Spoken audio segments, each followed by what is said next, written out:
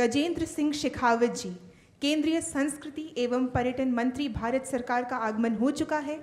आप सभी से अनुरोध है, करतल ध्वनि से महोदय का स्वागत करें।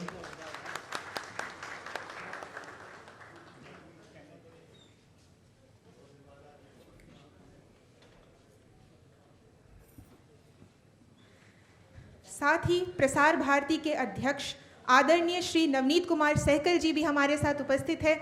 महोदय का जोरदार तालियों से स्वागत करें।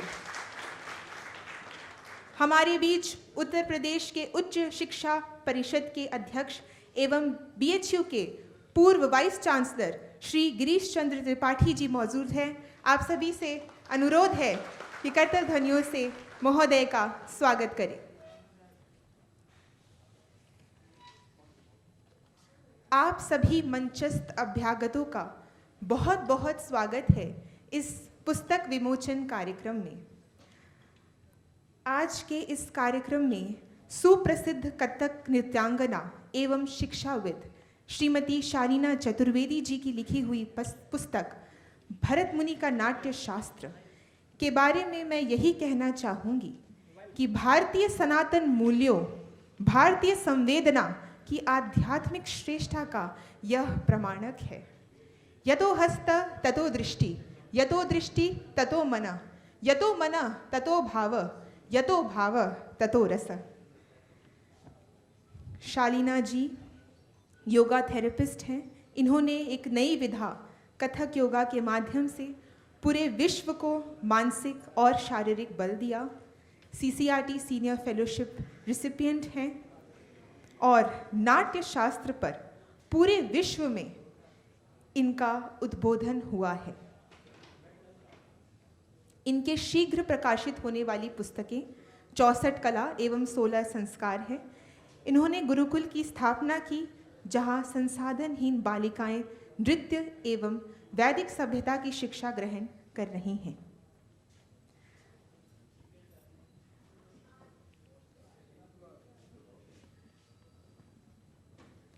अब मैं माननीय मंत्री जी, संस्कृति एवं पर्यटन विभाग, भारत सरकार, श्री गजेंद्र सिंह शेखावत जी एवं मंचस्थ महानुभावों से अनुरोध करूंगी कि वे विद्या की देवी और हम सब की आराध्य माँ सरस्वती को माल्य अर्पण एवं दीप प्रज्वलन कर कार्यक्रम की शुरुआत करें।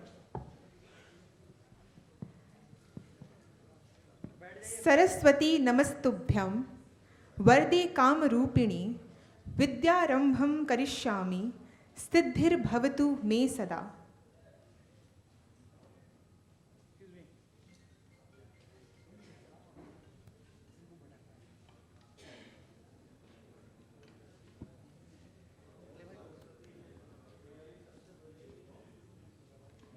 वरदे वीणावादिनी वरदे प्रिय स्वतंत्र रव अमृत मंत्र नव भारत में भर दे।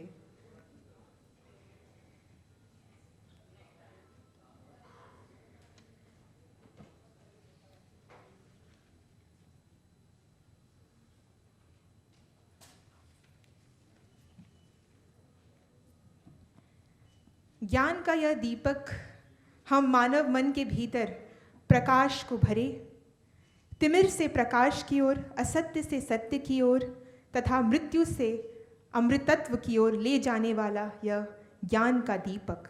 अस्तो माँ सद्गमय तमसो माँ ज्योतिर्गमय मृत्योर माँ अमृतम गमय।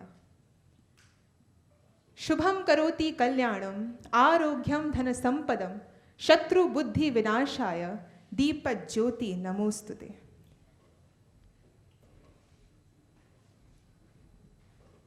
सभी महानुभावों का बहुत बहुत धन्यवाद।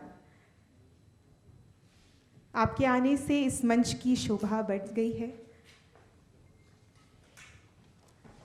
अब मैं अनुरोध करूंगी शालीना चतुर्वेदी जी से और प्रभात जी से कि वे अतिथियों का स्वागत पुस्तक एवं उत्तरीय देकर करें।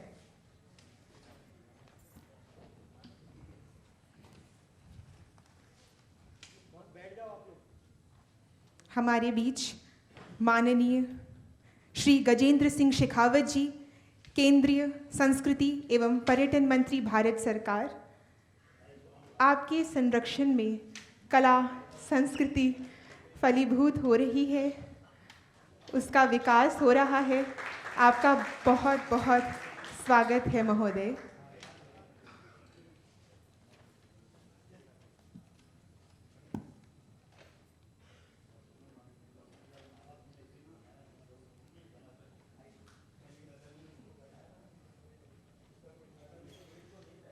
मानवीय मूल्यों के प्रसार का गुरुतर दायित्व जिनके हाथ में है, वैसे कुशल प्रशासक श्री नवनीत कुमार सहगल जी, भारतीय विद्या की राजधानी काशी हिंदू विश्वविद्यालय के पूर्व कुलपति और वर्तमान में उत्तर प्रदेश में उच्च शिक्षा परिषद के अध्यक्ष श्री गिरीश चंद्र त्रिपाठी जी,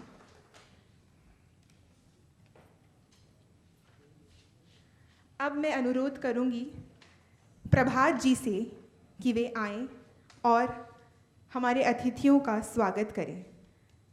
प्रभात प्रकाशक के द्योतक श्री प्रभात कुमार जी सहज सौम्य उदार चेता व्यक्तित्व के धनी और निरंतर ज्ञान यज्ञ में संलग्न रहने वाले।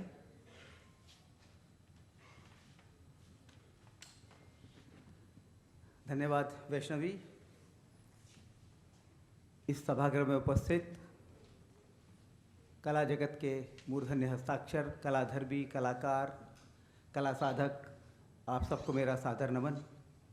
हमारा परम सौभाग्य कि आज हमारे मध्य में आदरणीय गजेंद्र सिंह जी शेखावत के कर कमलों से एक ऐतिहासिक कृति है, पौराणिक कृति है, भरत मुनि का नाट्यशास्त्र, उसका लोकार्पण यहाँ संपन्न होगा।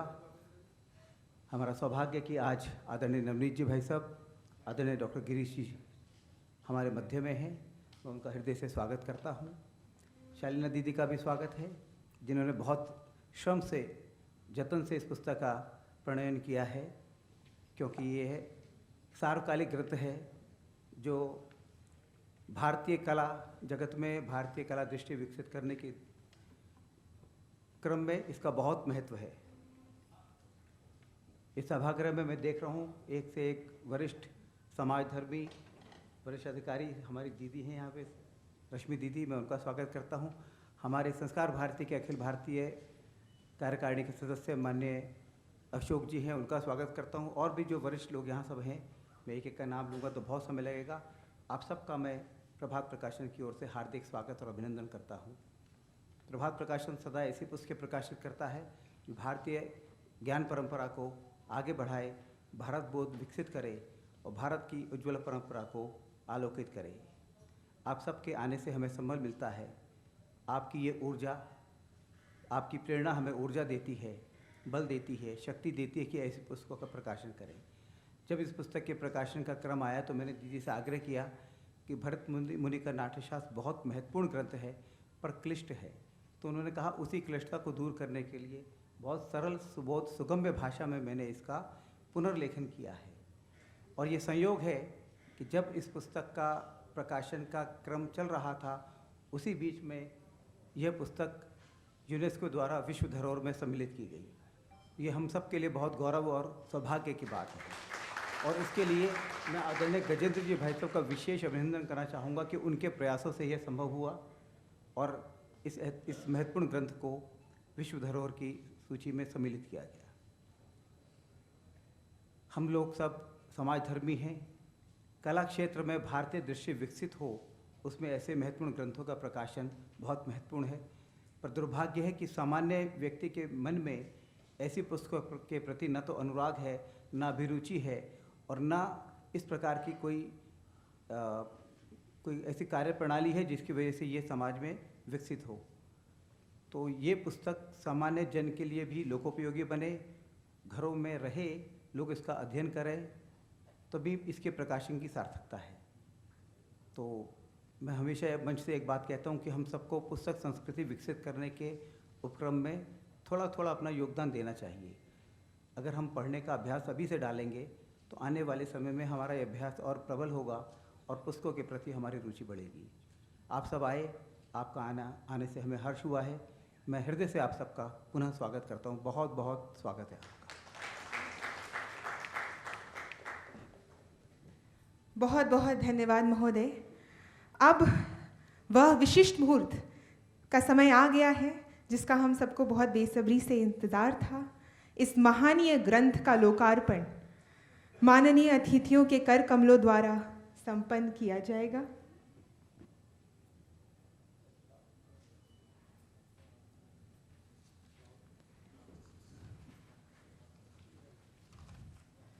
भरत मुनि का नाट्य शास्त्र, शालीना चतुर्वेदी जी द्वारा रचित भरत मुनि का नाट्य शास्त्र। यह पुस्तक भारत के प्रत्येक कला प्रेमी तथा देशज संस्कृति के प्रति निष्ठा रखने वाले पाठकों के प्रति लोकप्रिय होगी, ऐसा मेरा विश्वास है।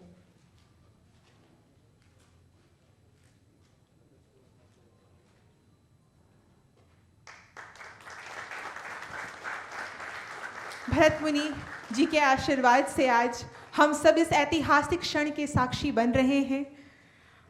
महोदय, आपका बहुत बहुत धन्यवाद। कथक गुरु शालीना चतुर्वेदी जी, प्रभात जी, आप सबका बहुत बहुत धन्यवाद कि हम सबको एक ऐसे विलक्षण क्षण के साक्षी आप बनाए रहे हैं। हम सभी इस पुस्तक को शिरोधार्य करेंगे, पढ़ेंगे और इससे सीखेंगे। मैं अनुरोध करूंगी माननीय श्री गजेंद्र सिंह शेखावत जी से, वे आए और हमें आशीर्वचन दें। महोदय का एक और कार्यक्रम है और इतने बिजी स्केड्यूल से वो समय निकाल के आए हैं हमारे पास, तो मैं अनुरोध करूंगी कि महोदय आए, हम सबको आशीर्वाद दें। आपके संरक्षण में भारतीय कला और संस्कृति का अद्भुत विकास हो रहा है और आप हम सब के प्रेरणा स्रोत हैं।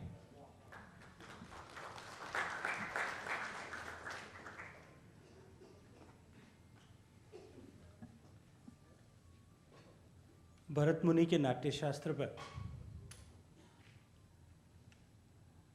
रचित पुस्तक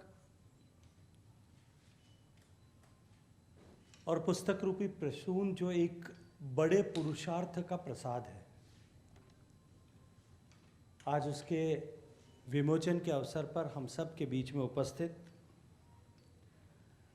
प्रसार भारती के सम्मानित चेयरमैन, और मैं नवनीत जी जितनी बार मिलते हैं उतनी बार इनको कहता हूं कि आपको जब मैं देखता हूं तो मुझे जिस तरह से बॉलीवुड का अमिताभ बच्चन होता है, वैसे आप ब्यूरोक्रेसी के अमिताभ बच्चन हो। मंच पर उपस्थित बनारस हिंदू विश्वविद्यालय के पूर्व कुलपति और देश के ख्यातनाम शिक्षाविद आदरणीय डॉक्टर गिरीश चंद्र त्रिपाठी जी, देश के सांस्कृतिक वांग्मय को वर्तमान के युग में सामान्य जन की भाषा में सामान्य जन समझ सके, और आज इस बदलते हुए सांस्कृतिक परिदृश्य में भारत के 140 करोड़ लोगों में जो सबसे बड़ी न्यूनता, जो सह आशय पैदा की गई कि हम अपनी संस्कृति से, अपने इतिहास की जड़ों से कहीं विरक्त और विमुख हो जाएं, वो जो काटने का लगभग 200 साल का षड्यंत्र था, 150 साल आज़ादी के पहले का और उसके बाद भी 50-60 साल तक निरंतर जिस तरह की व्यवस्था भारत में रही, उसके चलते हुए उस 200 साल की खाई को पाटने का अकेला यदि कोई व्यक्ति प्रयत्न कर रहा है और अपने हिसाब से प्रयत्न कर रहा है तो वो प्रभात जी कर रहे थे। माननीय प्रभात जी पुस्तक की रचयिता, प्रख्यात कथक की साधिका आदरणीय श्रीमती शालीना चतुर्वेदी जी, सभागार में उपस्थित सभी विद्वज्जन, देवियों, सज्जनों, पत्रकार मित्रों, मैं अपनी बात कहूं उससे पहले शालीना जी का और प्रभात जी का हृदयपूर्वक अभिनंदन करना चाहता हूं, क्योंकि प्रभात जी जिस तरह से इस काम में निरंतर लगे रहते हैं, साल में मुझे ऐसे कई सारे अवसर प्रदान करते हैं कि जब मैं इनके बारे में जो मेरे विचार पिछले वर्षों से है, पिछले दशकों से है, उसमें हर बार कहीं ना कहीं ये और अधिक सम्मान के अधिकारी अपने आप को इसके माध्यम से बनाते हैं। भारत का इतिहास, भारत के इतिहास के जुड़े हुए ऐसे प्रेरक कालजयी व्यक्तित्व जिनको कहीं भुला दिया गया था, जो पहले दादी नानी की कहानियों तक सीमित थे, लेकिन धीरे धीरे दादी नानी का परिवार में अस्तित्व कहीं थोड़ा थोड़ा विकट जो है विलुप्त होने के बाद में वो नई पीढ़ियां उससे बिल्कुल बिल्कुल वंचित हो गई थी। उसको वापस जोड़ने के लिए जिस तरह से ये काम कर रहे हैं और हिंदी के को समृद्धि प्रदान करने के लिए जिस तरह से हिंदी को में निरंतर ग्रंथों का सृजन ये कर रहे हैं, मैं प्रभात जी का एक बार फिर इस प्रकाशन के लिए हृदयपूर्वक धन्यवाद करते हुए इनका भी अभिनंदन करना चाहता हूं। मैं अभिनंदन करना चाहता हूं अपनी बात प्रारंभ होने से पहले आदरणीय शालीना जी का, और वो मात्र इसलिए नहीं कि इन्होंने पुस्तक का सृजन किया। देखिए, भरत मुनि का नाट्यशास्त्र 6000 छंदों की रचना, 2500 साल पहले कल्पना कीजिए जब पूरा विश्व और विश्व की अन्य सभ्यताओं के लोग वो इस पूरे जीवन चक्र में, पूरे ब्रह्मांड पर जितनी जीव नाम की सृष्टि है उन सबसे अलग है, ये सिद्ध करने के लिए संघर्ष कर रहे थे। वो मानव है और मानव विशिष्ट है, ये सिद्ध करने के लिए अब संघर्ष कर रहे थे। ये निश्चित रूप से हम सभी लोगों के लिए गर्व का विषय है कि उस 2500 साल पहले भी हमारी संस्कृति इतनी परिपक्व थी कि वो लोकानुरंजन और मनोरंजन के बीच के फर्क को मिटा करके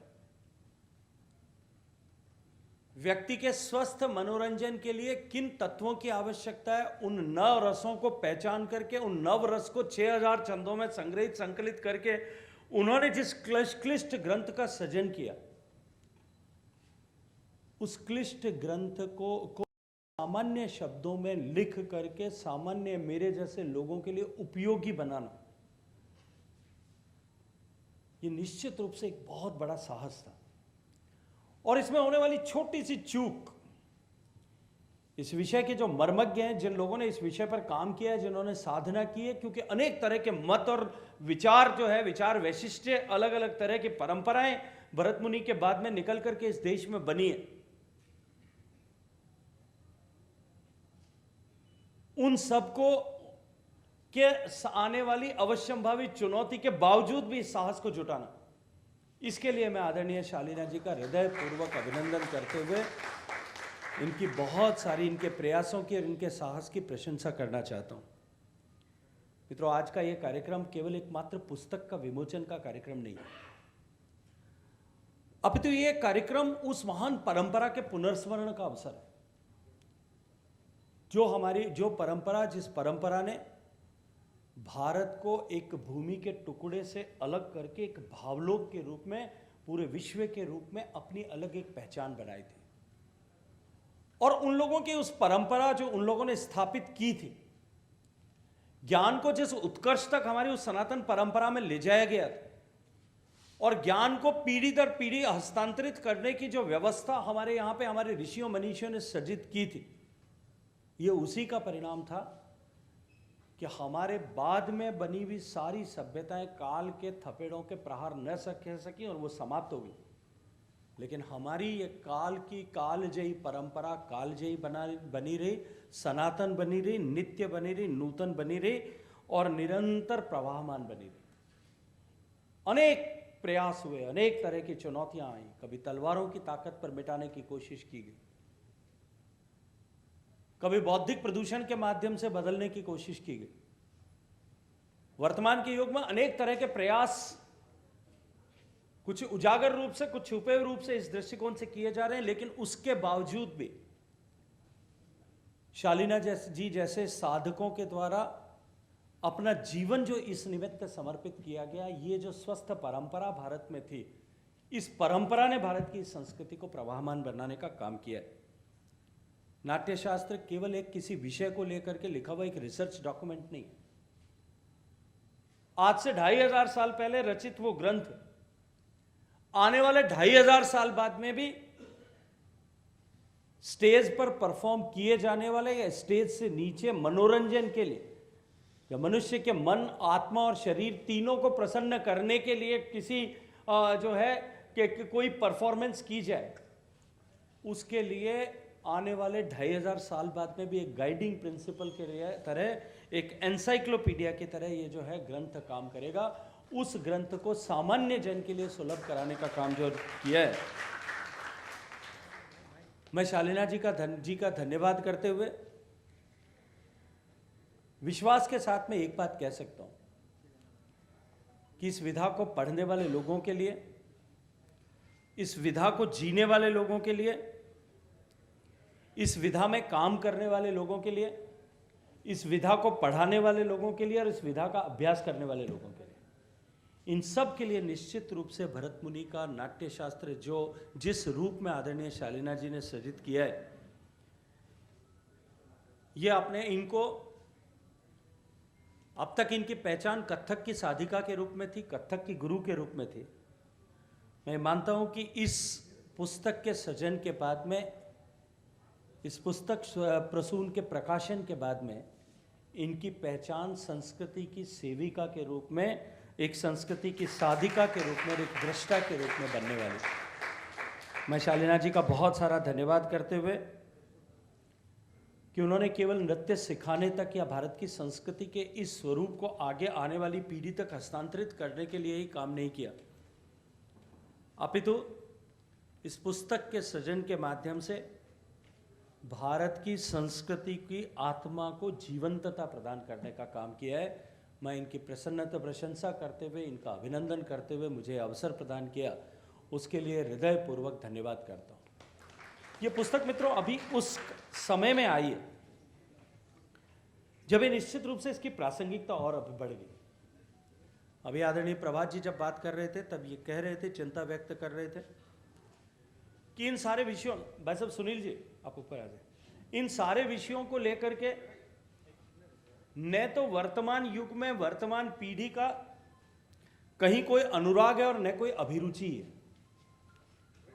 ये बिल्कुल इनकी चिंता है वाजिब, लेकिन ये अभिरुचि और अनुराग न होने का कारण ये है कि हमने अपनी सांस्कृतिक परंपराओं पर, सांस्कृतिक परंपरा की गहराई पर और सांस्कृतिक परंपरा की ऊंचाई पर, इन सब पर अपनी उस विरासत पर गर्व करना समाप्त कर दिया।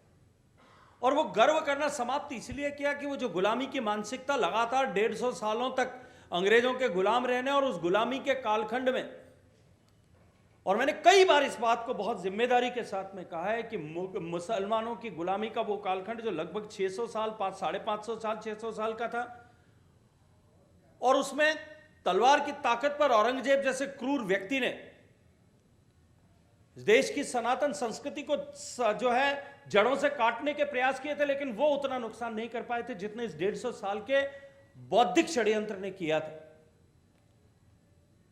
और उससे भी ज्यादा जब भारत के पास में एक सुअवसर था कि आजादी के बाद में हम अपनी संस्कृति का सम्मान करते हुए संस्कृति को एक बार फिर संस्कृति की जड़ों में जल को डाल करके उसको वापस पुनर्जीवित करते, तो शायद आज इस 75 साल के बाद में आज हम उस मुकाम पर होते कि देश का 140 करोड़ लोग संस्कृति पर, सांस्कृतिक मान्यताओं पर, सांस्कृतिक विविधताओं पर गर्व कर रहे होते, और गर्व करते तो आने वाली पीढ़ी की अनुरुचि और अभिरुचि अपने आप उसमें बन चुकी होती।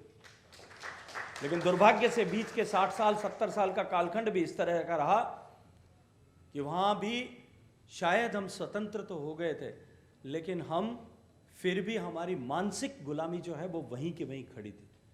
लेकिन सौभाग्य का सूर्य उदय हुआ है, और मैंने तो एक दिन कहा था एक मंच से कि जब भगवान श्री राम का मंदिर 550 साल पहले लगभग टूटा था, तब उस दिन भारत के सौभाग्य का सूर्य अस्त हो गया था। और उस 500 साल के कालखंड में जो अमावस्या थी, उस अमावस्या के साथ में भारत, अमावस्या समाप्त होकर के जब वापस भगवान श्री राम का मंदिर अयोध्या में स्थापित हुआ, उसके बाद में भारत के सौभाग्य का सूर्य वापस उदित होना शुरू हो गया। और भारत के सौभाग्य का सूर्य उदित होने से पहले जिस तरह की सूर्योदय से पहले जिस तरह की रश्मियां दिखाई देती है, जिस तरह की लालिमा दिखाई देती है, जिस तरह का प्रकाश दिखाई देता है, जिस तरह का नया आत्मविश्वास दिखाई देता है, जिस तरह की नई ऊर्जा और ऊष्मा महसूस होती है, और सारे लोग कौतूहल के साथ में उसको देखते हैं, उस मंदिर की स्थापना से पूर्व भारत के लोग उस तरफ देखने लगे थे और दुनिया के लोग भी भारत को एक नई दृष्टि के साथ में भारत और भारत की तरफ देखने लगे थे। हम ऐसे सौभाग्यशाली युग में सब लोग काम करने का अवसर प्राप्त किए हैं जब हम सांस्कृतिक पुनर्जागरण के दौर से गुजर रहे हैं।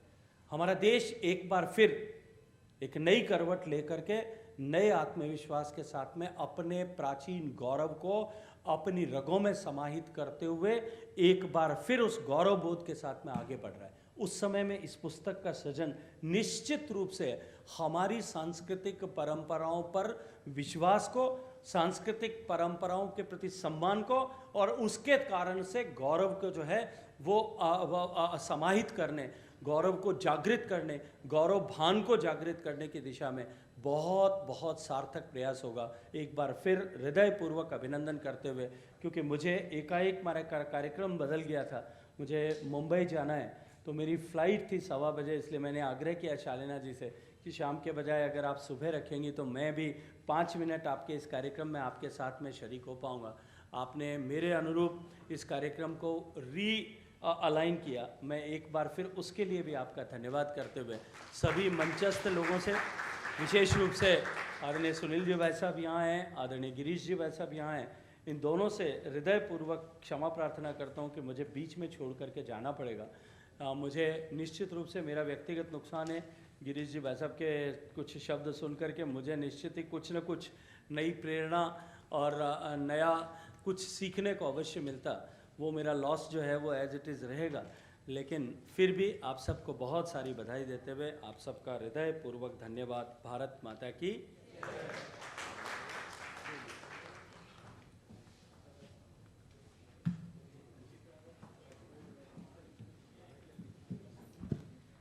आपका बहुत बहुत धन्यवाद महोदय, आपके आशीर्वचन के लिए।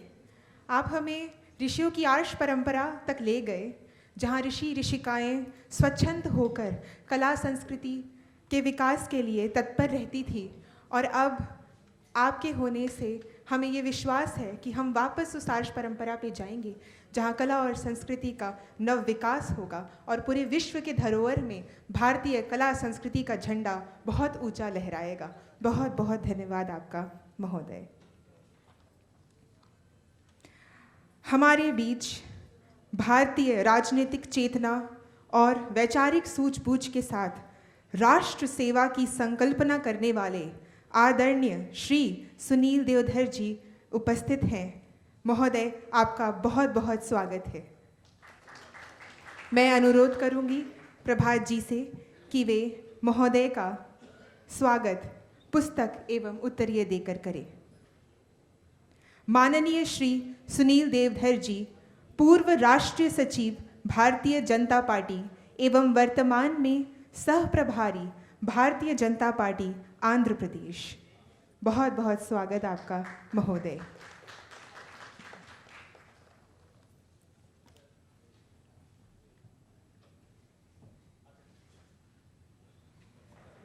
हम कार्यक्रम को जारी रखेंगे, मंत्री महोदय प्रस्थान करेंगे, उसके बाद हम महानुभावों के आशीर्वचन को सुनेंगे।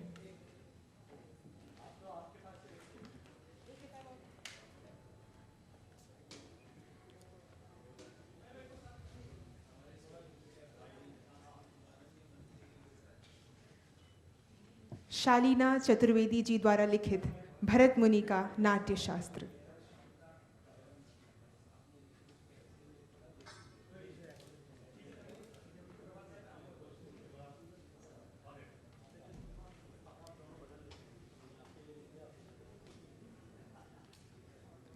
माननीय मंत्री महोदय का बहुत बहुत धन्यवाद। लेखिका, कथक साधक, कथक गुरु आदरणीय शालीना चतुर्वेदी जी को मैं मंच पे बुलाना चाहूँगी उनके वक्तव्य के लिए।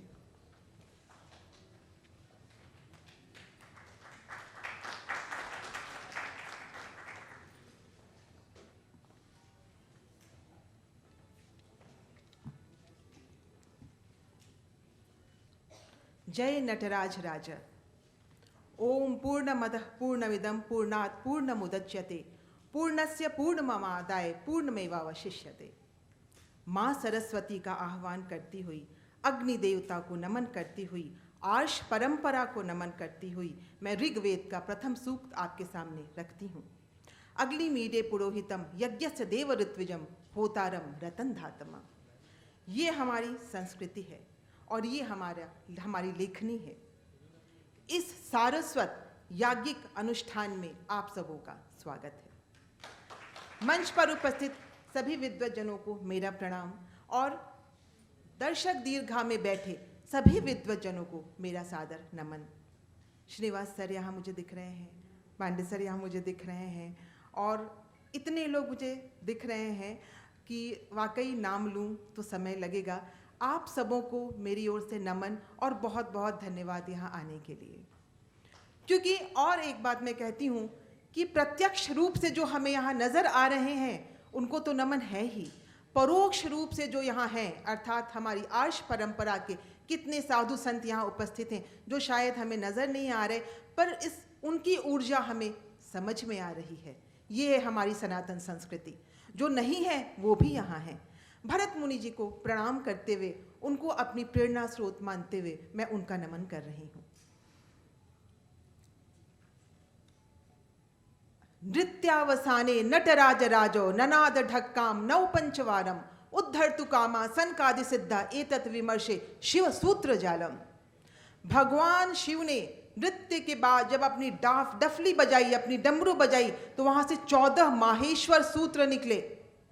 उन्हीं 14 माहेश्वर सूत्रों से शब्द बने, उन्हीं शब्द से व्याकरण आया। पाणिनि महोदय ने व्याकरण का निर्माण किया और उसी व्याकरण से भाषा बनी, उसी भाषा से शास्त्र का निर्माण हुआ। तो इस प्रकार से हमारी परंपरा इतनी अद्भुत है। अ ई उ री ऋ इसके 14 माहेश्वर सूत्र हैं और आपको जानकर अच्छा लगेगा। प्रथम शब्द है नृत्यावसाने, नृत्य अवसान के बाद श्री शिव जी आदि योगी भी हैं और शिव जी नटराज भी हैं। आदि योगी इसलिए क्योंकि उनसे योग का निर्माण हुआ। तंडु ऋषि ने जब उनको देखा, शिव जी ने 108 मुद्राएं बनाई। 108 मुद्राओं में से नृत्य के लिए बस 32 मुद्राओं का चयन किया गया, शेष मुद्राएं योग में आ गईं। इस प्रकार नृत्य और योग दोनों ही एक हैं। इसलिए मैंने कथक योग पर कई कार्यक्रम किए हैं और लोगों को लाभ मिल रहा है। तो हमारे शिव जी, अब आते हैं हम भरत मुनि के नाट्यशास्त्र पर। इसमें उन्होंने अभिनय के बहुत बड़ा ग्रंथ है, बहुत विस्तार है, जैसे माननीय मंत्री महोदय ने बताया। इसमें रसो वैसा, रस ही संपूर्ण है, अर्थात 9 प्रकार के रसों के बारे में बताया गया है। आप देखिए, यह सामान्य लोगों के लिए भी है, सिर्फ नर्तक या साहित्यकार इसके साथ नहीं है। जो इस क्षेत्र में नहीं है वे भी इसको अनुभव करेंगे। आप देखें, अगर हम कहीं बैठे हुए हैं और हमारे हृदय में उस समय करुण रस है और हमें तत्काल श्रृंगार रस को प्रस्तुत करना है, क्या ये आसान विषय है? कठिन है, क्योंकि आपने अपने अंदर में करुणा का स्रोत रखा हुआ है और आपको उससे श्रृंगार की पराकाष्ठा में जाना है। तो आपको क्या करना होगा? पहले अपने अंदर रति का भाव लाना होगा। उस रति के भाव के बाद ही आप उस श्रृंगार को प्रस्तुत कर पाएंगे। तो यह सामान्य लोगों के लिए भी है। इसलिए भरत मुनि जी का नाट्य शास्त्र जीवन जीने की पद्धति है। भरत मुनि जी का नाट्य शास्त्र ब्रह्मांड में, उन्होंने पहले ही श्लोक में कहा है, गणेश जी का स्मरण करते हुए कहा कि संपूर्ण ब्रह्मांड की शक्ति इसमें है। उन्होंने कहा, यदि यह अस्त्री तत् अन्यत्र यन्ने हास्ति न तत्र क्वचिदपि। जो इसमें है सब जगह है, जो इसमें नहीं है वो कहीं नहीं है। अर्थात सामान्य लोगों के लिए भी ये बहुत सुंदर ग्रंथ है, जिसका कि प्रभात भैया ने मुझे मौका दिया कि उनके साथ मिलकर मैं इस पुस्तक को जन सामान्य के लिए लाऊं। और इसको हमने इस प्रकार से रखा है कि आप कहीं भी यात्रा कर रहे हैं, आप कहीं भी जा रहे हैं, उसको आप कैरी कर सकते हैं, आप उसको पलटकर पढ़ सकते हैं। 36 अध्याय, 37 अध्याय में कहीं कहीं द्वंद्व है, उस पर हम न जाएं। 36 अध्यायों की यह अद्भुत रचना है, जिसे एक इंजीनियरिंग का छात्र भी पढ़ेगा तो उसके अंदर वो शक्ति आएगी, आध्यात्मिक बल आएगा, ताकि वो कभी भी परेशान हो रहा हो तो यहाँ से शक्ति अर्जित करे। क्योंकि यहाँ सभी देवताओं का वास है। और आपको एक बात बताऊं, भरत मुनि के नाट्य शास्त्र में फेशियल योगा, अर्थात आज जो प्रचलित हो रहा है फेशियल योगा, हम सब देखते हैं अपने मीडिया में, उसका वर्णन दिया गया है। 32 प्रकार के मुखज अभ्यास हैं जिनके माध्यम से उसको हम जी सकते हैं।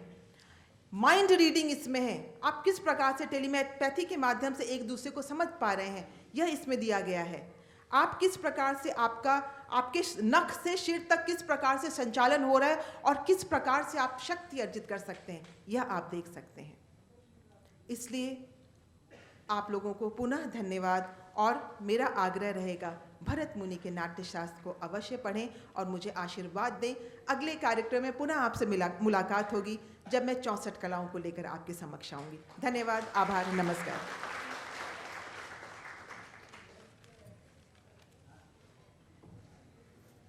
बहुत बहुत धन्यवाद महोदया।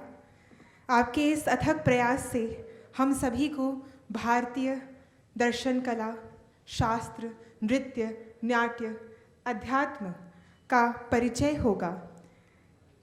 अब मैं मंच पे बुलाना चाहूँगी भारतीय राजनीतिक चेतना और वैचारिक सूझबूझ के साथ राष्ट्र सेवा की संकल्पना करने वाले आदरणीय श्री सुनील देवधर जी को। महोदय, आप आए और अपने आशीर्वचन से हमें अनुग्रहित करें।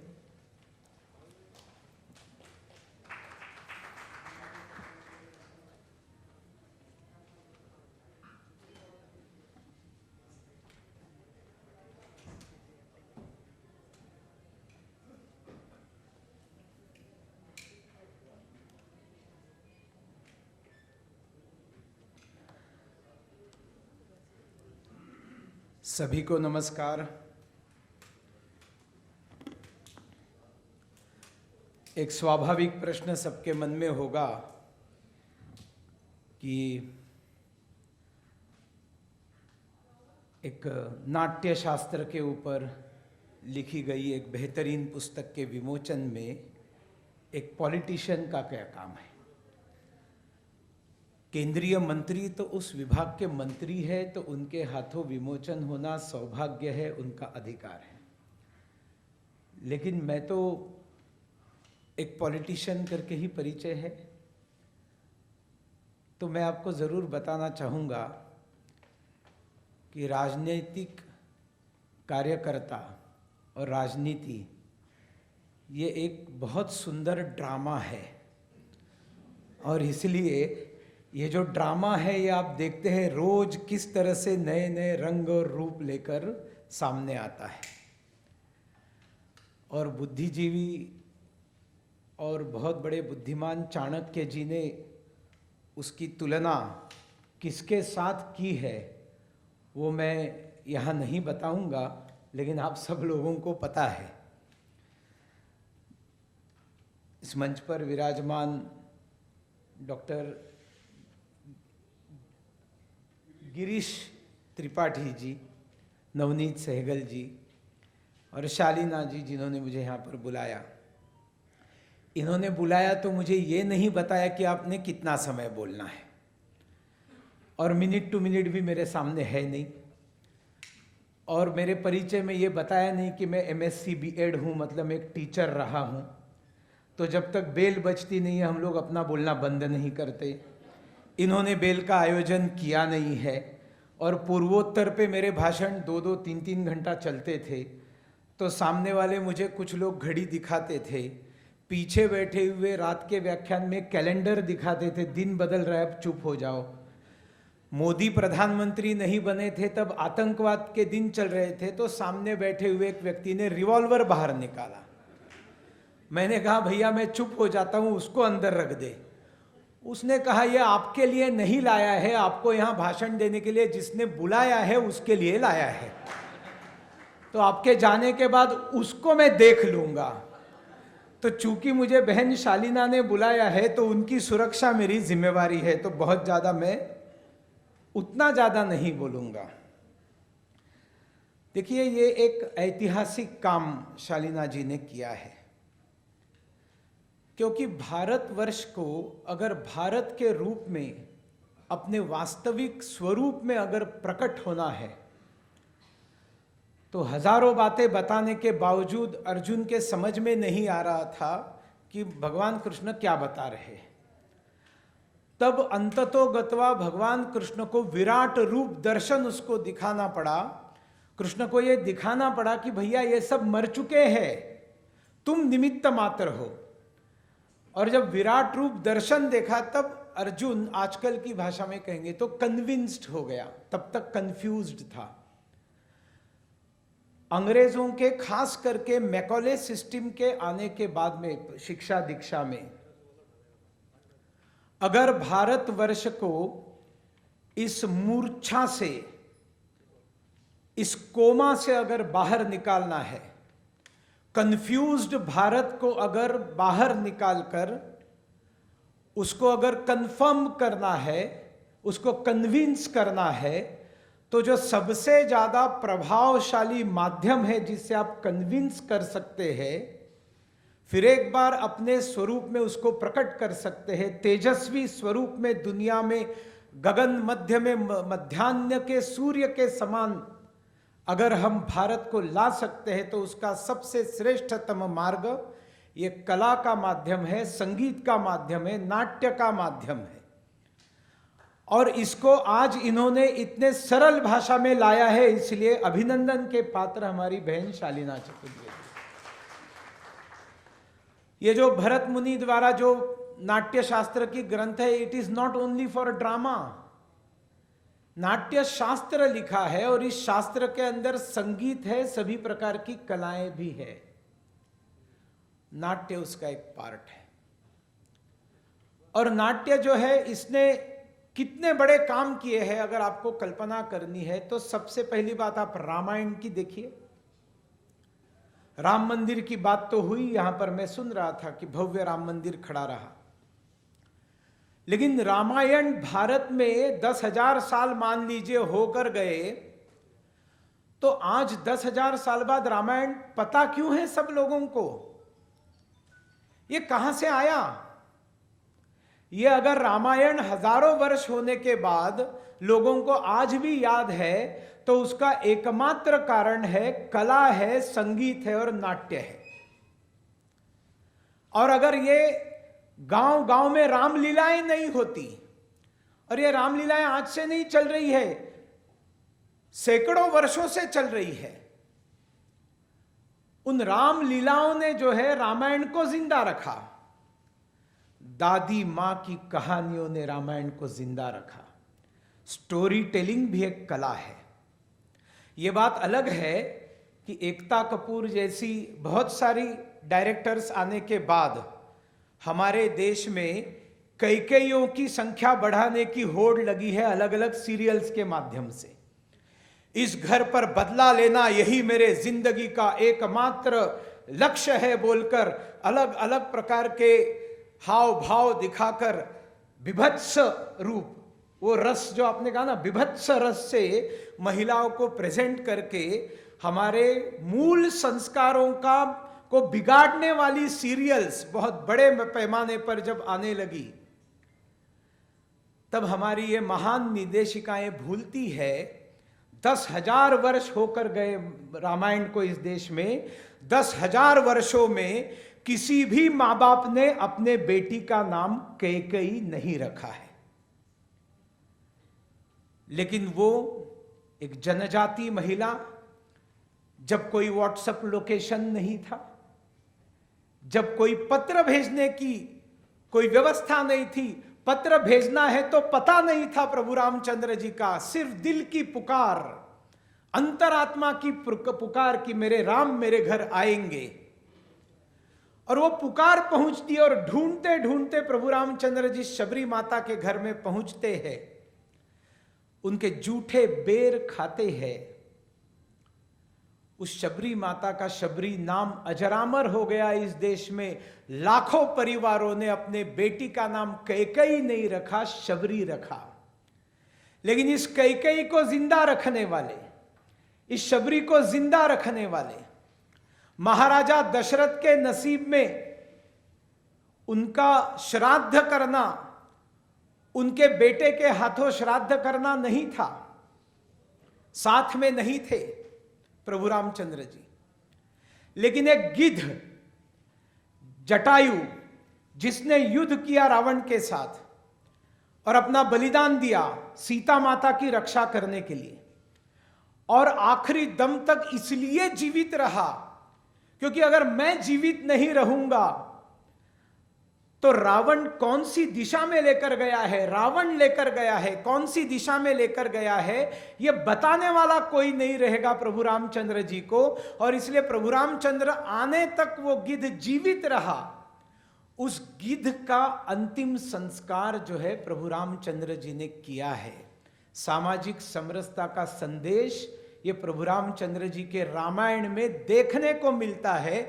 आज भी जब जाति व्यवस्था आती है और जाति व्यवस्था में से जो विभत्सता निकलती है, गंदगी निकलती है, अस्पृश्यता निकलती है, समाज में भेदभाव निर्माण होते हैं, तो उसके सामने जब आपको उदाहरण देने होते कि यह गलत है, हमारे पुरखों ने ऐसा नहीं किया है, तब आपको प्रभु रामचंद्र जी शबरी माता का किस्सा याद आता है कि जनजाति महिला है लेकिन प्रभु रामचंद्र जी वहां जाते हैं। जिंदा किसने रखा इस कहानी को?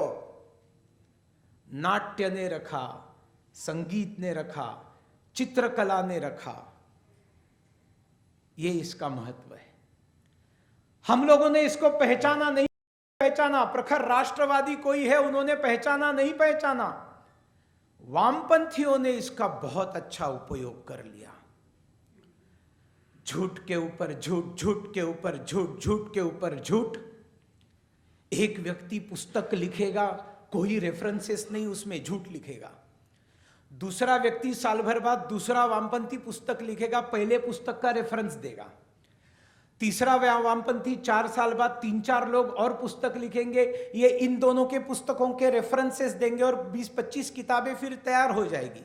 बाद में कोई परिसंवाद रखेगा, कोई संगोष्ठी रखेगा, कोई सेमिनार रखेगा और कुछ प्रबंध लिखे जाएंगे, ये 20-25 बदमाशों के रेफरेंस उसमें देंगे। आप इनके झूठ का, पाखंड का अगर सत्य जानना है तो जाइए, सोर्स ढूंढते ढूंढते जाइए, एक जगह पर जाकर आप क्ल्यूलेस हो जाएंगे। अकबर महान था, चर्चा चल रही है अकबर महान था। अरे हिंदुओं की हत्या करने के बाद अकबर ने जो जनेऊ इकट्ठा किए थे वो 50 किलो से ज्यादा जनेऊ इकट्ठा किए थे अकबर ने। लव जिहाद की जो आज चर्चा चलती है, उस लव जिहाद का सबसे बड़ा उदाहरण तो अकबर है, जो मीना बाजार लगाया करता था सुंदर महिलाओं को ढूंढने के लिए, खोजने के लिए। लेकिन अकबर महान था। मैं आज सच्चे हृदय से दादा साहेब फाल्के जी को कोटि कोटि वंदना करता हूं, क्योंकि भारत में 1913 में पहली फिल्म दादा साहेब फाल्के जी ने लाई। भारत में फिल्म, मूवी, पहली मूवी बनाने वाले दादा साहेब फाल्के। कई लोगों को पता भी नहीं होगा, लेकिन इस जगत में सबसे श्रेष्ठ अवार्ड अगर कोई आज भी है तो वो दादा साहेब फाल्के अवार्ड है। कौन है ये दादा साहेब फाल्के? भारत का पहला सिनेमा बनाने वाला महान पुरुष कोई है तो दादा साहेब फाल्के जी है। लेकिन दादा साहेब फाल्के को इसलिए कोटि कोटि प्रणाम मैं करता हूं क्योंकि उनके ऊपर ये वामपंथी गंदगी नहीं पहुंची थी। उन तक स्वातंत्रवीर सावरकर पहुंचे थे, और इसलिए दादा साहेब फाल्के ने जो पहली फिल्म बनाई वो फिल्म राजा हरिश्चंद्र की थी, अकबर की नहीं थी। नहीं तो वो भी आ जाते उस लाल चपेट में, तो वो भी बना देते अकबर। और फिर आज ये सारे ढोंगी चिल्लाते रहते, देखो पहली फिल्म भी कैसे अकबर की बनी है, पहली फिल्म कैसे अकबर की बनी है। अकबर की नहीं बनी, राजा हरिश्चंद्र की बनी, क्योंकि विशुद्ध भारतीय संस्कार जिस दादा साहेब फाल्के के ऊपर थे। और सावरकर को आप भूलेंगे अगर आप नाट्य की बात करेंगे? पता है आपको क्या है सावरकर? सावरकर एक महानतम साहित्यिक थे। उन्होंने एक महाकाव्य लिखा है कमला, और उनके महाकाव्य की तुलना महाकवि कालिदास के साथ की जाती है। इतने उच्चतम कोटि के साहित्यिक थे। और एयर कंडीशन रूम में बैठकर अच्छे अच्छे व्यंजन सामने रखे हैं, सूप का एक एक चम्मच फुर फुर करके पीते पीते कोई नाट्य लिखना, कोई काव्य लिखना आसान बात है। लेकिन अंडमान की काल कोठड़ी में जब बेतहाशा मच्छर काट रहे हैं, हमेशा शरीर के अंदर बुखार है, सभी प्रकार की व्याधियां है, भयंकर गर्मी है, खाने पीने के लिए कोई संसाधन नहीं है, खाने पीने की वस्तुएं उपलब्ध नहीं है, प्रचंड पीड़ा और यातनाओं के बीच में एक साहित्यिक सावरकर जब कागज पेन मांगता है कुछ लिखने के लिए, उनको मना किया जाता है कि आपको नहीं दिया जाएगा, तब हाथ में जो पत्थर मिला उस पत्थर को हाथ में लिया, जो कील मिली उस कील को हाथ में लिया, दीवार पर खुरेच खुरेच करके साहित्य निर्मित करना शुरू किया। पूरी दीवार भर गई तो उसको मुखस्त किया, मुखस्त करने के बाद उसको मिटा दिया, फिर एक बार खुरेच खुरेच कर दूसरा पन्ना लिखा। ऐसे पन्ने के पीछे पन्ने मुखस्त कर करके उन्होंने साहित्य निर्मित की। और जब जेल से बाहर आए तब उन्होंने उसको सारे साहित्य को याद करके लिखकर प्रकाशित किया। दुनिया में ऐसा उदाहरण ढूंढ कर आपको कहीं नहीं मिलेगा जो सावरकर जी का उदाहरण। बड़े बड़े साहित्यिक, वामपंथी साहित्यिकों ने सावरकर की प्रशंसा की है। क्या वाणी है, क्या शब्द है। नाट्य संगीत लिखा है उन्होंने, नाटक लिखे हुए हैं, और अभी अभी तो उन्होंने लिखी हुई उर्दू में 75 कविताएं बाहर निकली है। अभी तक सावरकर जी का बहुत सारा साहित्य बाहर आना ही बाकी है। कोई तो करेगा, और मुझे पूरा विश्वास है नरेंद्र मोदी जी और अमित भाई शाह जी के मार्गदर्शन में ये सरकार जरूर सावरकर जी के सारे अप्रकाशित वाङ्मय को प्रकाशित करने का काम करेंगे। देखिए, ये हिंदी फिल्में आ गई क्योंकि नाट्य को स्क्रीन पर लाने का काम होने के बाद ज़्यादा आसान हो गया। अभी ये नेटफ्लिक्स, अमेज़ॉन प्राइम, हॉटस्टार, ये बहुत भयंकर आक्रमण आपके सामने चैलेंज जैसे ध्यान में रखिए। नेटफ्लिक्स तो कहता है कि हमारी कंपटीशन नींद के साथ है, आपकी नींद कैसे कम से कम हो उनका प्रयास है, और दे आर सक्सेसफुल। आने वाली जो पीढ़ी है, जो इंस्टा जनरेशन है, वो आज नेटफ्लिक्स से विचार ले रहे हैं, और पूरा वामपंथ का कचरा भरा हुआ है। फिल्में देखिए कैसे दिखाई जाती है, और ये तो पहले से चलता आ रहा है कि प्रभावी फिल्म के माध्यम से प्रभावी झूठ बताया जाए। मुसलमान अच्छा ही होता है, फिल्में ढूंढ ढूंढ कर निकालिए, बताते जाएंगे, और ऐसे इंजेक्शन ठूसते गए आपके अंदर। शोले देखा आपने, शोले, और वो शोले के अंदर वो एक मुसलमान है जो पूरे गांव में अच्छा आदमी है, जो बलिदान देने के लिए तैयार है, वहां भी 4-5 बच्चे मांगता है वो, इस गांव पर कुर्बान होने के लिए मुझे और 4-5 बच्चे क्यों नहीं दिए। और उसके बाद में अजान आती है लाउड स्पीकर से, तो बोलता है मैं जाऊंगा नमाज पढ़ने के लिए। याद आ गया ना सबको किस्सा। ठाकुर के घर में बिजली नहीं है क्योंकि जया भादुरी जो है वो लालटेन बंद करती है, अमिताभ बच्चन बाजा बजाता है, बराबर है। जब भी ठाकुर मिलने जाता है जय वीरू को, पीछे रामलाल लालटेन लेकर खड़ा है, मतलब ठाकुर के घर में बिजली नहीं है। ठाकुर के घर में बिजली नहीं है मतलब गांव में बिजली नहीं है। गांव में बिजली नहीं है तो अकेले मुसलमान को नमाज सुनाने के लिए वो लाउड स्पीकर कहां से आ गया, वो बिजली कहां से आ गई? कभी सवाल पूछा आपने? नहीं। एक मुसलमान को अच्छा दिखाना है तो आपको जंजीर में शेर खान मिलेगा। और मैं अनिल शर्मा को बहुत बहुत धन्यवाद देता हूं जिन्होंने पहले बार गदर फिल्म में दिखाया कि कितने भयंकर अत्याचार और हत्याएं और बलात्कार करके हिंदुओं को पाकिस्तान से भेजा गया। और मैं नरेंद्र मोदी जी को धन्यवाद देता हूं कि भारत के स्वाधीनता से पहले जो प्रचंड हिंसा हिंदुओं के खिलाफ हुई उसको कभी भी कांग्रेस सरकारों ने एक्नॉलेज नहीं किया, ऑन रिकॉर्ड नहीं लाया। नरेंद्र मोदी जी ने उस 14 अगस्त को विभाजन विभीषिका दिवस बोलकर उसको एक्नॉलेज किया, ऑन रिकॉर्ड लाया और बताया कि ऐसी हत्याएं हुई थी। देखिए, आप मुझे बुलाएंगे तो यही सब मैं बोलूंगा क्योंकि हमारे जहन में से दूसरा कुछ निकलता नहीं है, है ना। हमें तो देश को बचाना है।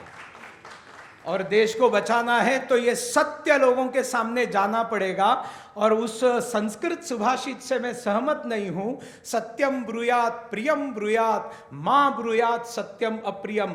सत्य बोलो लेकिन जो प्रिय लगे ऐसा ही सत्य बोलो, जो कड़वा लगे ऐसा सत्य मत बोलो। मैं तो कहता हूं सत्यम ब्रूयात अप्रियम ब्रूयात, मां ब्रूयात सत्यम प्रियम। अच्छा लगे ऐसा गुड़ी गुड़ी सत्य मत बोलो। और ऐसा सत्य सामने लाने के लिए सबसे प्रभावशाली रास्ता ये साहित्य का है, नाट्य का है, कला का है। आप देखिए जाकर डॉक्टर चंद्र प्रकाश द्विवेदी, जिनको मोदी जी ने पद्मश्री दिया, आप चाणक्य सीरियल देखिए, और जिनको राज्य शास्त्र पढ़ना है, जिनको राजनीति पढ़नी है, उन्होंने तो उसके पारायण करने चाहिए। हमारे यहां शब्द है पारायण, क्योंकि एक बार बताने से नहीं होता है। माताजी पिताजी आपको मार्गदर्शन करते हैं, एक बार करते हैं क्या? एक ही चीज बार बार बताना, एक ही चीज बार बार सुनना, एक ही चीज बार बार पढ़ना, इस पारायण।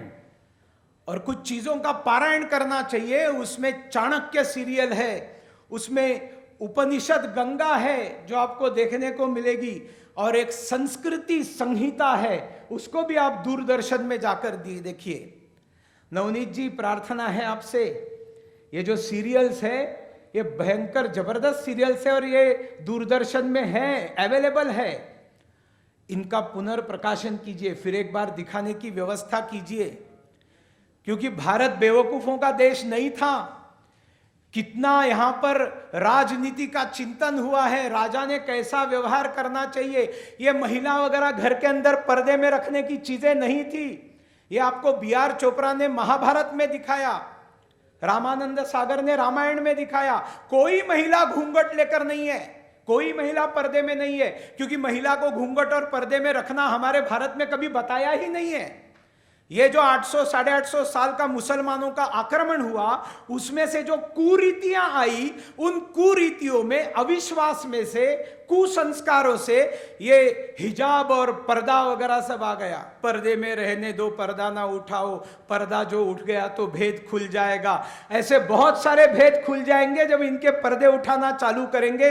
योगी आदित्यनाथ जी महाराज जैसे उत्तर प्रदेश में पर्दे उठा रहे हैं तो जलालुद्दीन बाहर निकल रहे हैं। जल्दी आपको समझ में आएगा, ये जलालुद्दीन और वो जलालुद्दीन अकबर में तसु मात्र फर्क नहीं है। ये हिंदुस्तान को कौन बताएगा? यही हम ही लोग हैं जो बताएंगे।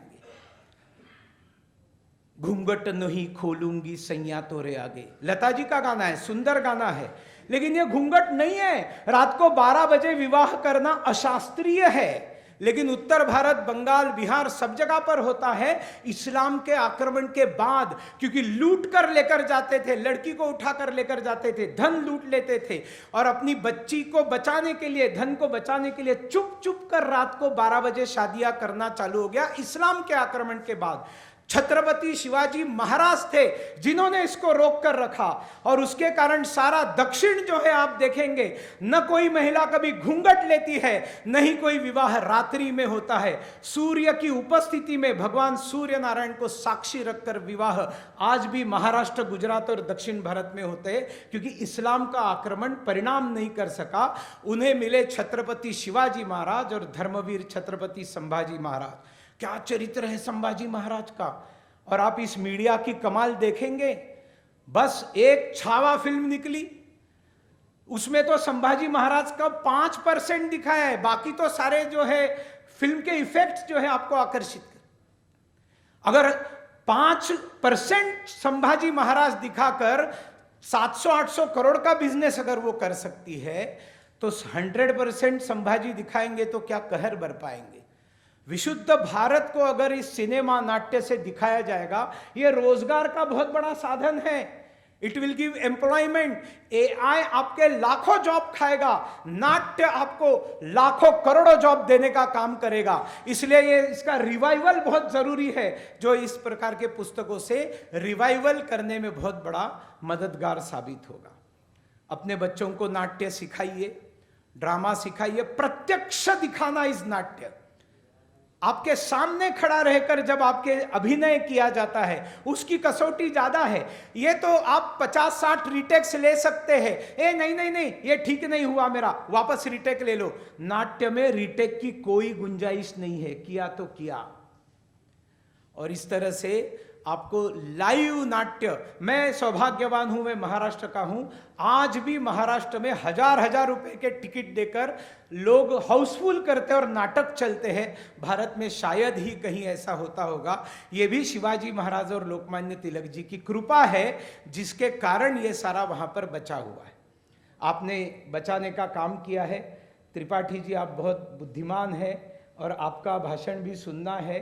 और मेरी जो एक बुरी आदत है थोड़ा ज़्यादा बोलने की, इसलिए मैं क्षमा चाहता हूँ आपसे, आपका समय ज़्यादा लिया। नवनीत जी, आपको भी सुनना है अगर आपका नहीं हुआ है तो। लेकिन मैं इसमें प्रभात का एक विशेष धन्यवाद एडिशनली देना चाहता हूँ। प्रभात ने जिस प्रकार से भारतीय संस्कृति, हिंदुत्व, प्रखर राष्ट्रवाद, इसको साहित्य जगत से एक जो रास्ता निर्माण करके दिया है ना, अद्भुत, अकल्पनीय, अवर्णनीय, अभिनंदनाय, वंदनाय। प्रभात जी एक बहुत अच्छा, ये और कुछ बोलने के लिए चिट्ठी दे रहे, मैं और कुछ नहीं बोलूंगा क्योंकि रोकना है। तो प्रभात जी, आपको कोटि कोटि धन्यवाद। आप पुस्तकें, आपके पुस्तकों का मैं फैन हूं। और देखिए, पुस्तकें भेंट कीजिए, वीडियो गेम्स मत दीजिए, घर में क्रोकरी मत सजाइए, पुस्तकें सजाइए। आप कौन सी प्लेट में डोसा खाते हैं या कौन सी प्लेट में लिट्टी चोखा खाते हैं, कौन से कप में आप चाय कॉफी पीते हैं, ये क्या दुनिया को दिखाने की चीज है? घर में जाते हैं तो क्रोकरी लगाई हुई है सब जगह पर। अरे पुस्तक लगाइए, और ऐसी पुस्तकें लगाइए, कभी ना कभी पढ़ने की इच्छा होगी। आपकी नहीं होगी, आपके बच्चों की होगी, आपके बच्चों की नहीं होगी, अतिथि की होगी। और देंगे तो उसको, किताब को खरीद कर पढ़िए, आप फ्री में मत दीजिए किसी को, मैं बता के रखता हूं। क्योंकि पुस्तक का अपना एक मंतव्य, एक सुभाषित है, वो कहता है, जलात रक्षेत तैलात रक्षेत रक्षेत शिथिल बंधनात्। मुझे पानी से बचाओ, पुस्तक बता रहा है आपको, पुस्तक, मुझे पानी से बचाओ, मुझे तेल से बचाओ। मतलब हलवा पूरी खाते खाते पुस्तक मत पढ़ो, उसका एक दाना गिर जाता है और उस पर जो दाग लगता है वो परमानेंट रहता है, वो निकलता नहीं है। तो जलात रक्षेत तैलात रक्षेत रक्षेत शिथिल बंधनात्। शिथिल बंधनात् मतलब लूज बाइंडिंग, जिसके कारण पुस्तक खत्म हो जाती है। लूज बाइंडिंग, प्रभात जी ध्यान रखिए, पुस्तक बताता है। जलात रक्षेत तैलात रक्षेत रक्षेत शिथिल बंधनात् मूर्ख हस्तेन दान्तव्यम एवं वदति पुस्तकः। मतलब आप जल से बचाइए, पानी से बचाइए, तेल से बचाइए, लूज बैंडिंग से बचाइए, और ये सब तो कीजिए, लेकिन मूर्ख के हाथ में मुझे कभी पढ़ने न मत दीजिए। तो उस समय राहुल गांधी नहीं हुए थे, नहीं तो पुस्तक जरूर बता देता कि राहुल गांधी के हाथ में पढ़ने मत देना मुझे। चलिए रुकता हूं, बहुत बहुत धन्यवाद। पुस्तक खरीद कर पढ़िए, मुफ्त में मत मांगिए, और लोगों को भेंट पुस्तकें दिया कीजिए, और अगर चॉइस हो तो प्रभात की दीजिए। धन्यवाद।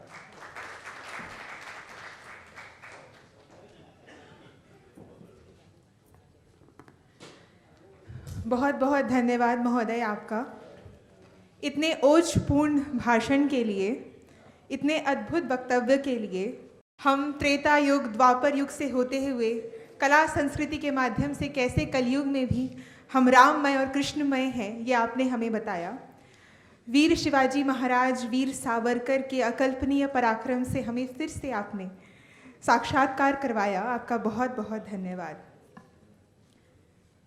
अब मैं मंच पे बुलाना चाहूँगी मानवीय मूल्यों के प्रसार का गुरुतर करने वाले हमारे कुशल प्रशासक श्री नवनीत कुमार सहगल जी को, जो वर्तमान में प्रसार भारती के अध्यक्ष हैं। महोदय, आप आए और हमें अपना आशीर्वचन दें।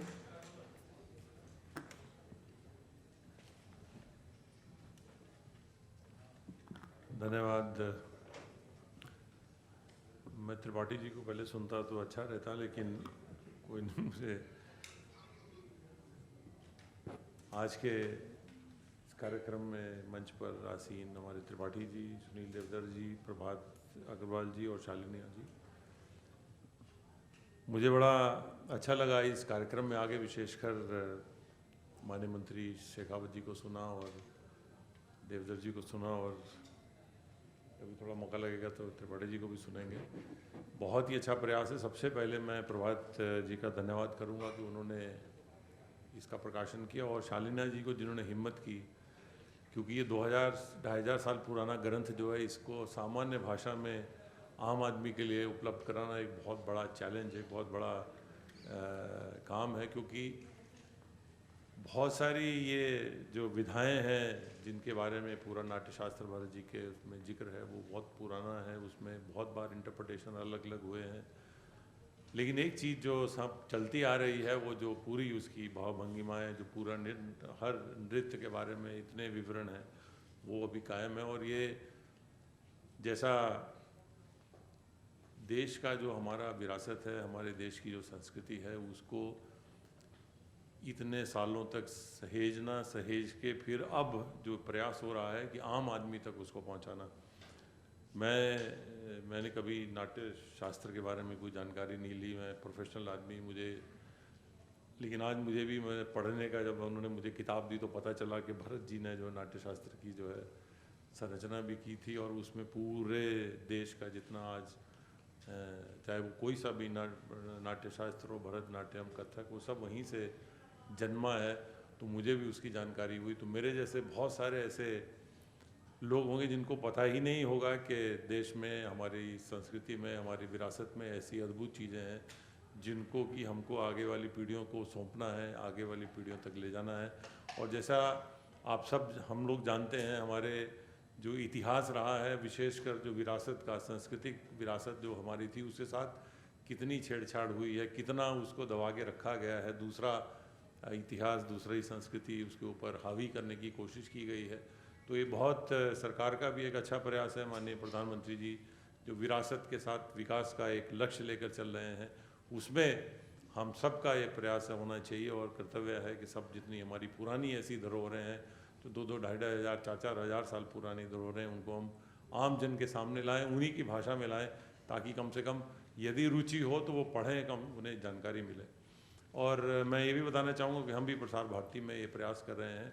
एक प्रयास हमने अभी जो शुरू किया है वो ये कि हमारे जितनी भाषाएं हैं देश की, उनमें जो लोकगीत हैं उनका एक हम कलेक्शन कर रहे हैं। लगभग 12,000 से ज़्यादा लोकगीतों का हमने एक संग्रह तैयार किया है, जिसको अभी हम धीरे धीरे इकट्ठा करके सबके सामने लाएंगे कि विभिन्न भाषाओं में विभिन्न अवसरों पर कैसे गीत गाए जाते हैं। आप देखेंगे कि उन सब में अलग अलग होने के बावजूद एक संदेश एक ही है, चाहे वो तमिल में जो है नव वर्ष की गीत हों, चाहे वो इधर बैसाखी के पंजाबी में हो, संदेश एक है लेकिन भाषाएं अलग हैं। और वो ही इस देश को जोड़े हुए हैं और एक देश को इकट्ठा किए हुए हैं, और इसी विरासत को हमको आगे आने वाली पीढ़ियों को देना है। मैं सुनील जी से बताना चाहूँगा कि सर हमने अपना एक OTT प्लेटफॉर्म लॉन्च किया हुआ है, वेव्स, जिस पे सारे हमारा जितना आर्काइव है अब तक दूरदर्शन में जो भी दिखाया गया होगा वो सब उपलब्ध है, और वो डिजिटली उपलब्ध है पूरी दुनिया में। कहीं भी किसी भी समय उसको आप देख सकते हैं, उसका आनंद ले सकते हैं, अपनी जानकारी बढ़ा सकते हैं। बहुत सारे मूर्धन्य साहित्यकार इधर हैं मंच पर, मैं बहुत समय आपका नहीं लूँगा, पुनः बधाई दूंगा। और ये जो प्रयास प्रभात प्रकाशन कर रहा है और जिसके लिए इनको बहुत बहुत मेरी शुभकामनाएं, बहुत बहुत इनका धन्यवाद कि जो हमारे इस प्रकार की विरासत है उसको आम जन के सामने लाने का, प्रकाशित करने का काम कर रहा है। बहुत बहुत प्रशंसा योग्य है। धन्यवाद।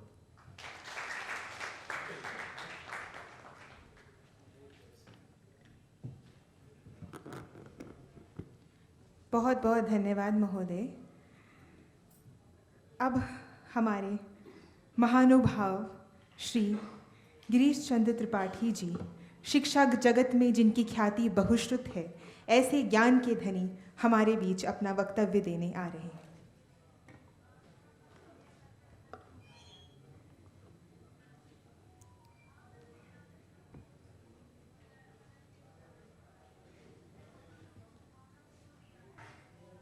शालीना चतुर्वेदी जी द्वारा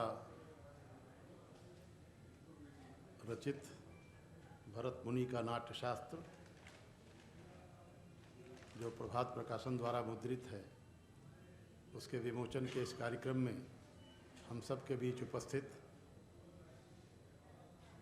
सम्मान्य नवनीत सहगल जी, हमारे सम्माननीय सुनील देवधर जी, प्रभात जी और आदरणीय शालीना चतुर्वेदी जी, हमारी प्रिय संचालन कर रही वैष्णवी जी, श्रीयुत रमारमन पांडे जी, श्रीयुत अनिल चतुर्वेदी जी और यहाँ उपस्थित सभी सम्मानित बहनों और बंधुओं,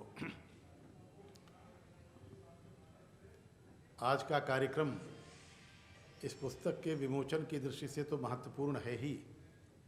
जो और अधिक बात है वह यह है कि इसके माध्यम से हमारी नई पीढ़ी, नई जो आने वाली विरासत है, वह भारत को समझ सकेगी। हमारे पूर्वजों ने अपने शरीर को प्रयोगशाला बनाया और इस सृष्टि के सत्य और रहस्य को जानने के लिए they devoted whole of their lives and ultimately they succeeded. वो सफल हुए और तब कहा गया ऋषियों मंत्र दृष्टारा। उन्होंने किसी पुस्तक में नहीं पढ़ा, उनको शरीर को प्रयोगशाला बनाया और इस जगत के रहस्य को समझा और फिर जिस सत्य और रहस्य का साक्षात्कार किया, उसके आधार पर एक दर्शन, दृष्टि और विचार निर्माण हुआ जिसका नाम भारत है। भारत एक भूखंड है, पर भूखंड ही नहीं है। भारत एक दर्शन है, दृष्टि है, विचार है, जो हमारे जीवन के हर क्षेत्र के मूल में प्रतिष्ठित है। चाहे सामाजिक जीवन हो, राजनैतिक जीवन हो, आर्थिक जीवन हो, सांस्कृतिक जीवन हो, यहाँ तक कि विज्ञान और तकनीक के मूल में भी वही दर्शन, दृष्टि और विचार है कि science and technology is for society, society is not for science and technology. और उसी दर्शन, दृष्टि, विचार के आधार पर हमारा जो जीवन निर्माण हुआ, उस पर हमारे पूर्वजों ने कहा वसुधैव कुटुंबकम। ये वसुधा हमारा परिवार है। इसमें केवल मनुष्य नहीं है, केवल प्राणी नहीं है, ये नदियाँ, पेड़ पौधे और पहाड़ भी हमारा परिवार हैं। जीवन दाता ने हमें जीवन देके धरती पर भेजा है, पर जीवन का रक्षक कौन है? बिना ऑक्सीजन के हम कई सेकंड जीवित रह सकते हैं, और उस ऑक्सीजन का स्रोत कौन है? ये पेड़ पौधे हैं। धर्मो रक्षते रक्षिता, ये पेड़ पौधों की रक्षा जब हम सुनिश्चित करेंगे तब वे हमारी सुरक्षा सुनिश्चित करेंगे। और ये जो शास्त्र हैं, ये बात अभी हमारे सुनील देवधर जी ने बहुत अच्छी कही कि 600-700 वर्षों के पराधीनता के कालखंड में केवल राजनीतिक सत्ता हमसे दूर नहीं हुई, जीवन के सभी क्षेत्रों में हम दूर दूर तक पिछड़ते चले गए। 1947 को आज़ादी मिली, पर हमारे पूर्वज जिस आज़ादी की लड़ाई लड़ रहे थे वह केवल राजनीतिक आज़ादी नहीं थी। जो हमने कहा भारत एक दर्शन है, दृष्टि है, विचार है, और वह दर्शन, दृष्टि और विचार भी धूमिल हुआ था। उसकी पुनर्प्रतिष्ठा जब तक नहीं होती तब तक भारत आज़ाद पूरी तरह से नहीं होगा। और प्रभात जी जो प्रयास कर रहे हैं उसकी जितनी सराहना की जाए वो कम है, और यह भी शालीना जी का भी प्रयास जो है उसी दिशा में एक सुनियोजित, सुंदर और एक सकारात्मक प्रयास है। दो विचार हमारे सामने हैं, एक भारत का विचार है और एक दूसरा पाश्चात्य विचार है। एक मानता है कि यह वसुधा हमारा परिवार है, और परिवार, और अगला सिद्धांत क्या आया? सर्वे भवन्तु सुखिनः। क्योंकि परिवार में अगर एक भी व्यक्ति दुखी है तो फिर कोई सुख की अनुभूति नहीं कर सकता।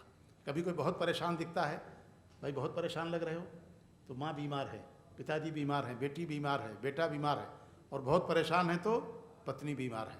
अब बीमार कोई और है और परेशान कोई और है। यह शास्त्रार्थ और संवाद की भूमि रही है। यहाँ हारने वाला जीतने वाले को अपना शत्रु नहीं मानता था। वो कहता था मुझे सत्य पता नहीं था, आज आपने बताया, मैं आज से आपका अनुयायी हूँ। आनो भद्राः कृतवो यंतो विश्वतः, let noble thoughts come from all corners of universe. ये नहीं कि जो हमने कह दिया वो अब सही है, अब हम किसी की सुनेंगे नहीं। तो यह विद्या जो है, विद्या विवादाय धनम मदाय शक्ति परेशान परिपीडनाय, खलस्य साधोर विपरीत में तत् ज्ञानाय दानाय च रक्षणाय। विद्या वाद विवाद के लिए, धन अहंकार के लिए, और ताकत है अगर, तो जब तक हम दूसरों का उत्पीड़न न करें तब तक हम ताकतवर कैसे हैं।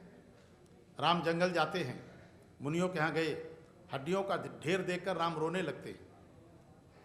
उन्होंने मुनियों से पूछा, अस्य समूह देख रघुराया, बहे सजल लोचन जल छाया। मुनियों ने भी रो रो के बताया कि निश्चर निकर सकल मुनि खाए, सुन रघुनाथ नयन जल छाए।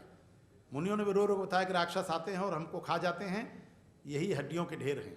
राम फिर रोए, और तब राम ने प्रतिज्ञा क्या की, निश्चरहीन करो मैं भुज उठाए प्रणकीन, सकल मुनिन के आश्रमन जाय जाय सुख दीन। अब रावण से बड़ा विद्वान कोई नहीं है, उससे बड़ा धनवान कोई नहीं, जिसने सोने की लंका धरती पर सुरक्षित की, उससे बड़ा कोई धनवान है। उससे बड़ा ताकतवर कोई नहीं, जिसके आगे दशों दिक्पाल नतमस्तक हैं। ताकतवर राम भी हैं, पर रावण अपनी ताकत का उपयोग कहाँ करता है, मुनियों को खाने के लिए, और राम अपनी ताकत का उपयोग पीड़ित मुनियों की रक्षा के लिए। यह अंतर भी हमको भारतीय ऋषि परंपरा को, भारतीय ज्ञान परंपरा को समझने के लिए हमको राम को सही अर्थ में समझना पड़ेगा। राम जहां खड़े थे वहीं से रावण का वध कर सकते थे, पर राम एक आदर्श पुत्र हैं, आदर्श मित्र हैं, आदर्श शत्रु भी हैं, आदर्श भाई हैं, और इसलिए आदर्श राजा, उन्होंने कहीं भी मर्यादा का उल्लंघन नहीं किया है। जहां खड़े थे वहीं से रावण को मार सकते थे, पर रावण को मारने के लिए कोई उचित कारण होना चाहिए था। और हमारे यहाँ अक्सर ये बात कही जाती है, बस 1 मिनट समय आपका लेके, क्योंकि ऐसे मौके बार बार नहीं मिलते। हमारे यहाँ महिला और पुरुष बराबर कभी नहीं रहे, और जिनको प्रकृति ने समान नहीं बनाया, उनको अगर हम समान बनाने की कोशिश करेंगे तो असमानता का सबसे खराब रूप खड़ा होगा, जो आज दिख रहा है। तो समान नहीं है तो भारत में क्या स्थिति रही। हमको तो संस्कृत नहीं आती, पर पिताजी के कारण उन्होंने एक सूत्र हमें बताया, अभ्यर्हितम च, वन हुई सुपीरियर इज फर्स्ट, जो श्रेष्ठ होता है उसका नाम पहले आता है। तो भारत में क्या परंपरा है, राम सीता नहीं है,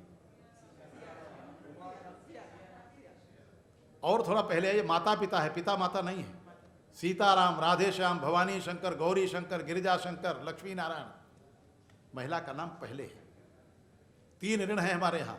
सबसे पहला कौन है, मातृ ऋण, पितृ ऋण और ऋषि ऋण। तो ऋषि ऋण तो दक्षिणा दे दीजिए, हम लोगों का ऋण खत्म हो गया। पिता के ऋण से भी आप मुक्त हो जाएंगे, शादी करके संतान उत्पन्न की, पिता के ऋण से मुक्त हैं। पर भारत के शास्त्र कहते हैं कि माँ के ऋण से मुक्त होने का कोई विधान नहीं, आप कभी मुक्त नहीं हो सकते।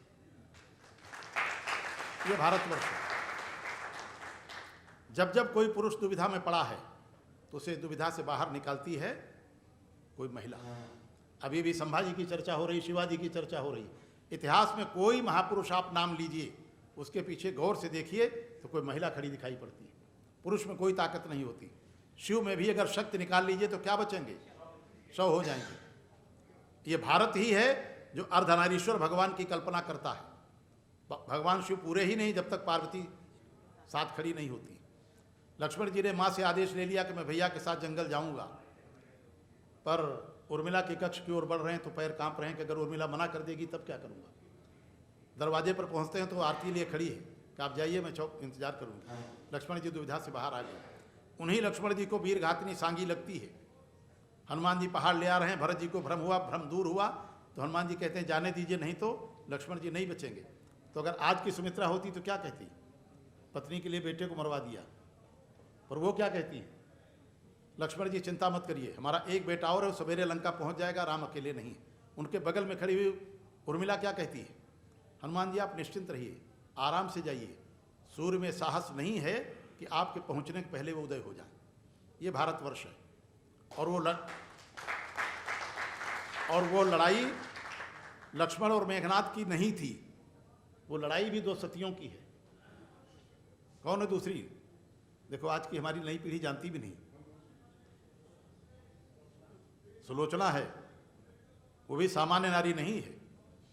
कटा हुआ मेघनाथ का जब सर हाथ गिरता है तो कहती है कि नहीं, मेरे पति का वध कोई नहीं कर सकता, मुझे ब्रह्मा जी ने वरदान दिया है। नींद नार भोजन परिहरई ताके हते मोर पति मरई। तो ऐसा कौन व्यक्ति है जो हमारे पति को मार दे। अंत में जब होता है तो लड़ाई लक्ष्मण और मेघनाथ की थी भी नहीं, वो लड़ाई भी 2 सतियों की थी, जो बड़ी थी वो युद्ध जीत गई। ये अधिकार बोध पर आधारित समाज नहीं था, ये कर्तव्य बोध पर आधारित समाज था। और अगर हमें अपने कर्तव्यों का बोध हो तो फिर किसी को अपने अधिकारों की चिंता करने की जरूरत, सहगल जी, है फिर चिंता करने की जरूरत। बेसिक प्रिंसिपल है, आत्मनः प्रतिकूलानि परेशान न समाचरित। Don't do unto others what you don't like to be done to you. जो बात आपको खराब लगती है वो दूसरों के साथ मत करिए। अगर यह स्वभाव हमारा बन जाए तो फिर किसी को अपने अधिकारों की चिंता करने की जरूरत है। तो यही वे शास्त्र हैं जिनमें इन सिद्धांतों का, इन विचारों का, इस दर्शन दृष्टि का वर्णन किया गया है। और नकारात्मक चीज़ों के वर्णन से नकारात्मकता बढ़ती है। इसलिए भगवान राम भी रावण की नकारात्मकता की चर्चा नहीं करते। बहुत बड़े प्रसंग हैं। और शालीला जी, आपको बहुत बहुत धन्यवाद, बहुत बहुत आभार कि मैं रमारमन जी का और अनिल जी का बहुत बहुत आभारी हूँ कि ऐसे अच्छे लोगों के साथ, मतलब I am grateful to you for providing me an opportunity to be with you and share some of my with relevant friends. बहुत बहुत धन्यवाद।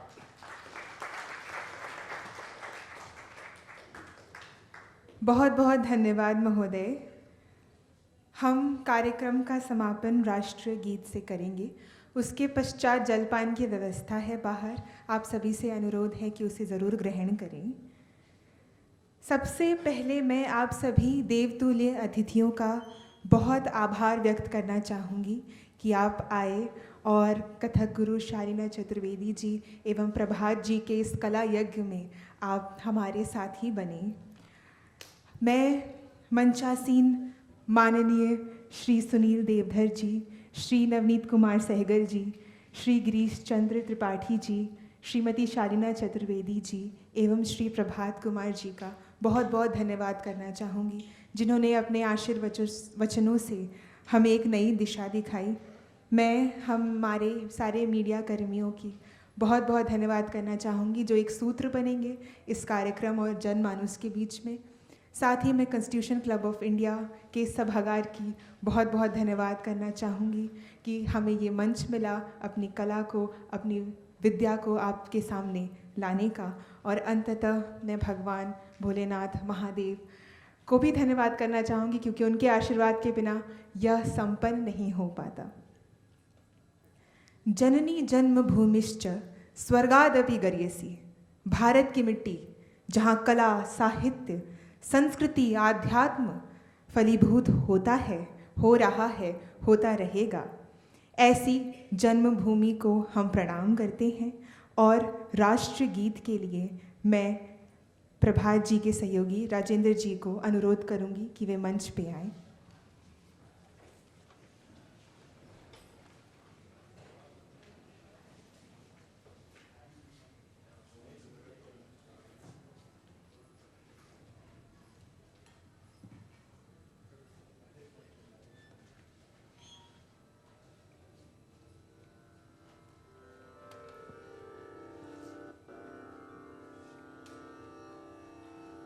वन्दे मातरं,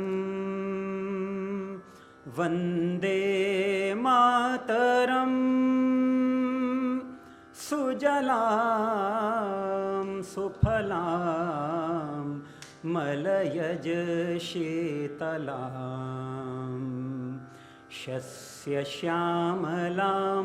मातरं वन्दे मातरं। शुभ्रज्योत्स्नां पुलकितयामिनीं फुल्लकुसुमितद्रुमदलशोभिनीं सुहासिनीं सुमधुरभाषिणीं सुखदां वरदां मातरं वन्दे मातरं। कोटिकोटिकण्ठ कलकलनिनादकराले कोटि भुजै धृतखर करवाले अबला के नो माए तो बोले बहुबल धारिणीं नमामि तारिणीं रिपुदलवारिणीं मातरं वन्दे मातरम्। तुमि वेद्या तुमि धर्म तुमि हृदि तुमि मर्म त्वं हि प्राण शरीरे बहुते तुमि मा शक्ति हृदये तुमि मा भक्ति तोमारोई प्रतिमा गढ़ी मंदिरे मंदिरे वन्दे मातरम्। त्वं हि दुर्गा दश प्रहरण धारिणीं कमला कमलदल विहारिणीं वाणी विद्या दायिनीं नमामि त्वां नमामि कमलाम् अमलाम् अतुलां सुजलां सुफलां मातरं वन्दे मातरम्। श्यामलां सरलां सुस्मितां भूषितां धरिणीं भरिणीं मातरं वन्दे मातरं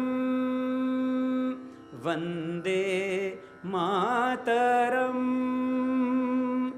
भारत माता